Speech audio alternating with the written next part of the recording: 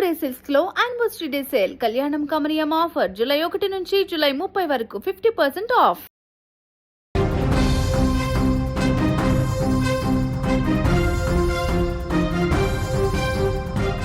హైదరాబాద్ నగరం మరోసారి నెత్తురోడింది. నిత్యం రద్దీగా ఉండే కుకట్పల్లి జాతీయ రహదారిపైన మృత్యుఘోష వినిపించింది.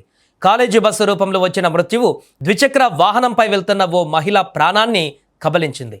కళ్ళ ముందే జరిగిన ఈ దారుణ ఘటన స్థానికులను తీవ్ర దిగ్భ్రాంతికి గురిచేసింది. బుధవారం ఉదయం జరిగిన ఈ ప్రమాదం ట్రాఫిక్ వ్యవస్థను స్తంభింపజేయడమే కాకుండా రోడ్డు భద్రతపై మరొకసారి ప్రశ్నలను లేవనెత్తింది. ఈరోజు ఉదయం మహిళ తన ద్విచక్ర వాహనంపై వెళ్తుండగా వెనుక నుంచి వచ్చిన కాలేజీ బస్సు అదుపు తప్పి ఆమెను బలంగా ఢీకొట్టింది. ఆ వేగానికి మహిళ కింద పడిపోగా బస్సు ఆమెపై నుంచి దూసుకువెళ్ళింది. దీంతో ఆమె అక్కడికక్కడే ప్రాణాలు కోల్పోయింది. ప్రమాద తీవ్రతకు అక్కడి దృశ్యాలు అత్యంత భయంకరంగా మారాయి. రక్తమోడుతూ పడి ఉన్న మృతదేహాన్ని చూసి స్థానికులు కన్నీరు మున్నీరయ్యారు. ఆ బస్సు డ్రైవర్ వ్యవహార శైలిపైన ఆగ్రహం వ్యక్తం చేస్తూ ఆందోళనకు సిద్ధమయ్యారు. ఇక సమాచారం అందినటువంటి వెంటనే కుకట్పల్లి పోలీసులు సంఘటనా స్థలానికి చేరుకున్నారు. పరిస్థితిని అదుపులోకి తెచ్చేందుకు ప్రయత్నించారు.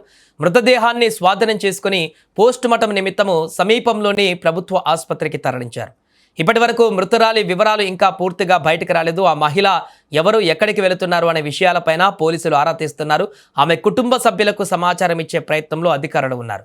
ప్రమాదం జరిగిన తీరు చూస్తుంటే డ్రైవర్ అధిక వేగం లేదా నిర్లక్ష్యంగా వాహనం నడపడమే ప్రధాన కారణమని ప్రాథమికంగా తెలుస్తోంది. రహదారిపైన వాహనాల రద్దీని అంచనా వేయకుండా వేగంగా బస్సును నడపడం వల్లనే ఈ విపత్తు సంభవించిందని స్థానికులు ఆరోపిస్తున్నారు. ట్రాఫిక్ పోలీసులు సంఘటనా స్థలంలో వాహనాల రాకపోకలను క్రమబద్ధీకరించడానికి తీవ్రంగా శ్రమించారు. దీనివల్ల ప్రయాణికులు తీవ్ర ఇబ్బందులు ఎదుర్కొన్నారు.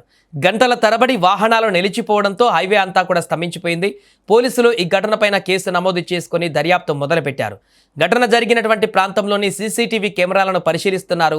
బస్సు డ్రైవర్ పత్రాలు, బస్సు కండిషన్, ప్రమాద సమయంలో డ్రైవర్ వేగం ఎంత ఉందనేటువంటి విషయాలను సాంకేతిక నిపుణుల సహాయంతో విశ్లేషిస్తున్నారు. చట్టపరంగా కఠిన చర్యలు తీసుకుంటామని పోలీసులు హామీ ఇచ్చారు. నిర్లక్ష్యం నిరూపితమైతే డ్రైవర్ను కఠినంగా శిక్షిస్తామంటూ కూడా తెలిపారు. పట్టణాలలో ఇలాంటి ప్రమాదాలు తరచూ చోటు చేసుకుంటున్నాయి.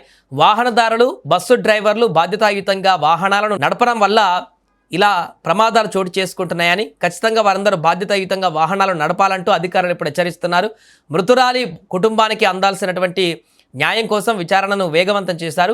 త్వరలోనే పూర్తి వివరాలు కూడా వెల్లడిస్తామంటూ పోలీసు అధికారులు ఇప్పుడు అక్కడ స్పష్టం చేస్తున్నారు. ఏదేమైనా కుకట్పల్లిలో ఈరోజు ఉదయం చోటు చేసుకున్నటువంటి ఘోర ప్రమాద ఘటనకు సంబంధించినటువంటి దృశ్యాలు ఇప్పుడు సోషల్ మీడియాలో వైరల్గా మారుతున్నాయి.